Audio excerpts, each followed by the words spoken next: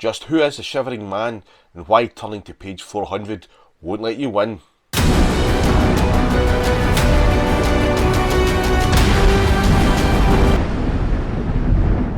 It's Gamebook Collector here, I'm back. It's been a busy October and I've managed to play my way through this gamebook. It's been tough and it's the Secrets of Salamonis by Steve Jackson.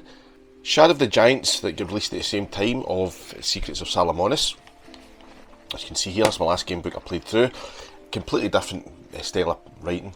This gamebook was like, it was playing a tale, it was playing a story. You had characters in the book that helped you along, they were like, in a sense, your buddies. They tried to point in the right direction. They were there to, accomplices in the book, they were there to assist you, so to speak, in your tale of Shadow of the Giants. And it played like a story, right? Okay, this did not, there was no companions or characters, so to speak. You hit along paragraphs giving you description of what is happening, and sometimes the paragraphs are really short, straight to the point, very blunt. This is what you're doing, this is where you're going, you need to pick this right now, and if you don't get it right, it's tough. And it's very immersive. Now, unfortunately for me, I had to play this gamebook over several weekends, just due to time scale. It kind of lost its continuity or flow. It was just stop-start, but unfortunately I couldn't help it. But I did get as far as I could. I must admit, I did not complete it. I failed.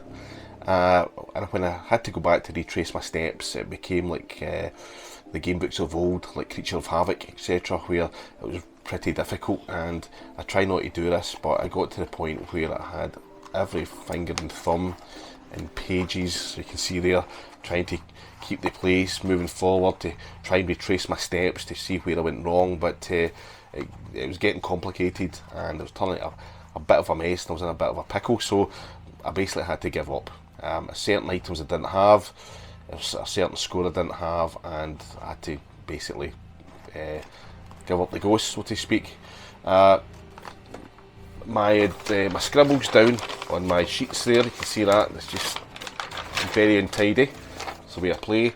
Again, I don't want to map it out, but when I play it again, I'll have to probably map this game book out. As I said there, it wasn't easy. Right, where to start? I was going to go to the adventure sheet. It's very important in this game book because certain attributes you need to have. The bog standard ones are there. Your skill stand unlock, and that is in every Fighting Fantasy Gamebook.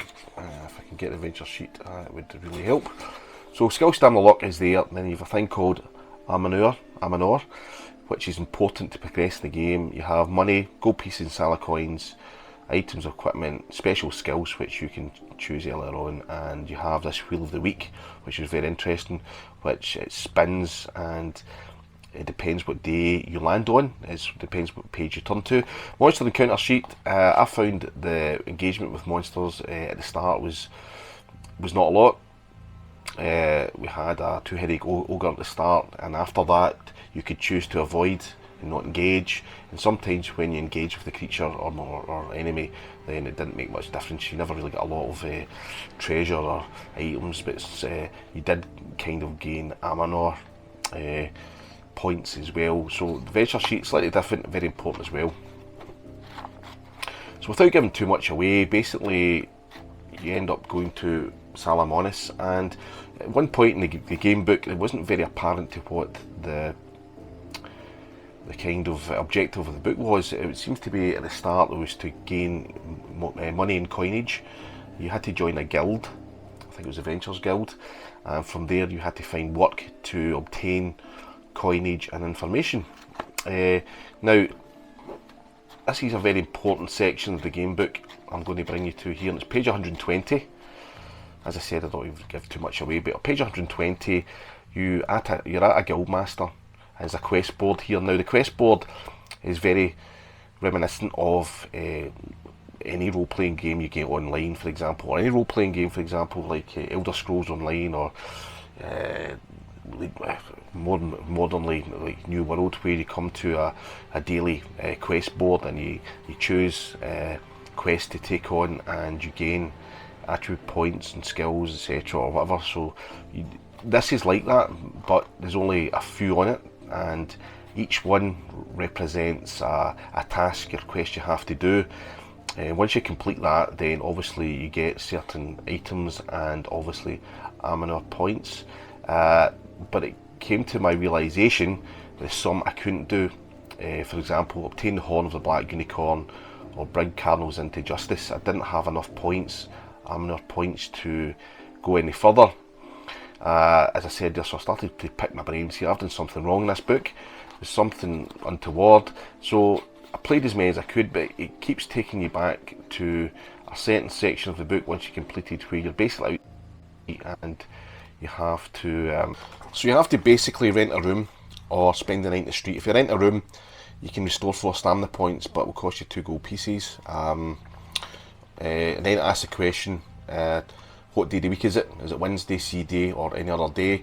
Now if you get this wrong, you turn to a certain page, 427, and what it does then is basically send you way back again on the quest, and you end up at the 120 again, which is the guild quest board, and you play through the quests again, and in certain aspects you can go to page 400. Now page 400, normally Fighting Fantasy Gamebooks, is where you win, and turn to 400, as the old saying goes, and that is your quest complete. But unfortunately this book it's thick on that, and 400 is irrelevant for completing the book.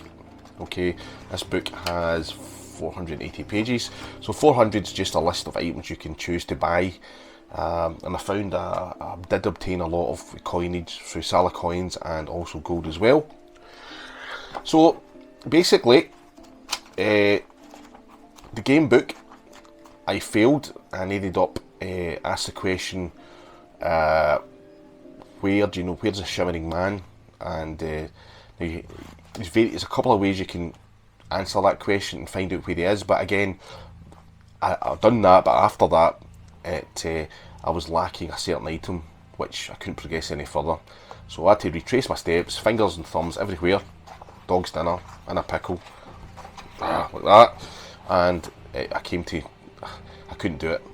It was a pointless cause. So after many hours, and there was a lot of hours spent in this game book, I took it for granted. It was straightforward, and it was just a straightforward playthrough, but it wasn't.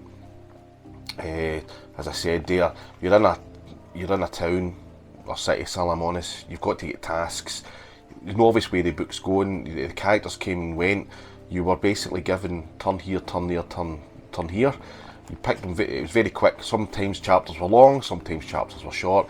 You had to kind of think your feet. There wasn't any kind of long companions. You met several characters through the book, but they didn't stay with you. Very interesting. As I said earlier on there, it was kind of reminiscent of game books of old, and a completely different write and story tale. In fact, it wasn't a story as such. It was more kind of live involvement than Shadow of the Giants. You know, it's a kind of, you're in the moment here, choose what you have to do, and the story will unravel, basically. Does that make sense? Maybe not. So that was my game sheet there. It's a dog's dinner of information. God knows how I managed to read it. The back of it as well, there's like notes everywhere, like the start of the game book was a 2-headed ogre you had to fight, various notes there, pages, etc. I didn't want to map it, but again, if I play it again, to try and complete this game book, I probably will. I won't play it straight away. I think it's had its turn right now. I don't want to get bogged down and not enjoy it. So 1.5 attempts, so to speak. First attempt failed, and then I had to retrace my steps, and I failed again. So I'll put it aside on the pile of uncompleted game books, and I'll take another turn very soon. Now the game book itself, having a look at the, first of all, illustrations in the game book, they're excellent. Again, as I pointed out at the start, the witch women keep a wary eye on you. Very highly detailed artwork. Look at that there. Hill Goblin Hunted Mountain Party. I must admit, as the game book progresses, when you choose certain ways to go, then obviously if you don't choose right, your mission comes to an end, your adventure comes to an end very quickly as well, so that's another point. excellent one there. He's company of a large, vicious looking dog. That's a Mastiff. So I've nearly finished the review and I forgot to outline the objective. Halfway through the book I did mention it was to obtain coinage and also work in the city and get information, etc. But really the main objective of this book is to stop the Shriekers, which is these creatures here, and cure the Shivering Man. Alright, so that's the kind of main objective of the book once you get that far and find out what the storyline is. Again, Steve Jackson wrote this book, and it's a collab, I believe, with Jonathan Green, and I'm just going to say just now, it's a fantastic addition to the Fighting Fantasy series, along with Shadow of the Giants by Ian Livingstone. Great return to form, highly weighted, highly anticipated, and I just hope that there's some more of these game books to come, and they don't finish here. I'd love another horror one like House of Hell. Slightly off the beaten track one again, but who knows, Steve Jackson did write that one. So for the future, yeah, hopefully this continues in the fashion of these game books, and well worthy additions to the final series so far. So if you like the content in this channel, please consider subscribing and smash that like button. I really appreciate it and help the channel out, and I'll see you again in the next episode of Gamebook Collector. Thanks again for watching.